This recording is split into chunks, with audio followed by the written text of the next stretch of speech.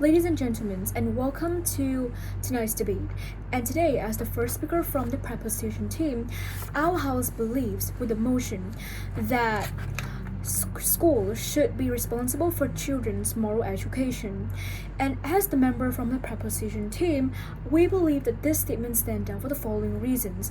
But first, let's dive in the definition of moral education. What exactly is moral education? Moral education, based on some reliable resources on the internet, is a set of rules and standards to help children gain a better understanding about what behavior is appropriate, is right, and what behavior is wrong and not suitable for the society. So, the reasons why schools should be responsible for this development of children is because by immersing themselves in schools and getting exposed to suitable standards that are acceptable in societies, students will actually develop the moral valuation skills. And thanks to those passionate teachers who are always eager to teach young generation some kind of moral educations, then they can develop from a very young age and know exactly what to behave in society. So now you may think of a counter argument like this. While probably parents and societies can also be responsible for this development of children about moral education, it is not necessarily all from school.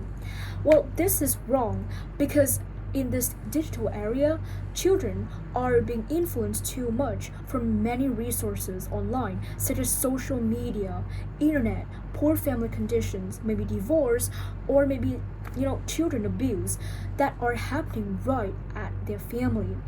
And by getting exposed to that resources, children moral evaluation skill will actually be diminished, and the mindset will be washed away, and they will actually start adopting those immoral education and immorals in the society and start behaving aggressively and not appropriately.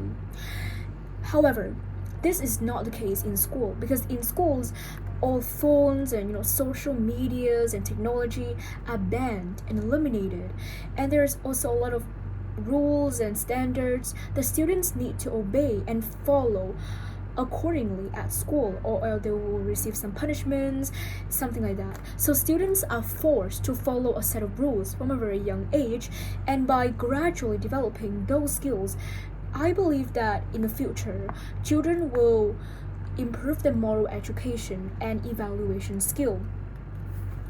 My second argument is that besides academic performance and extracurricular activities at school, students will also be generated some kind of moral education from the teachers and educators, and by doing so, students will easily access to these moral education in the future.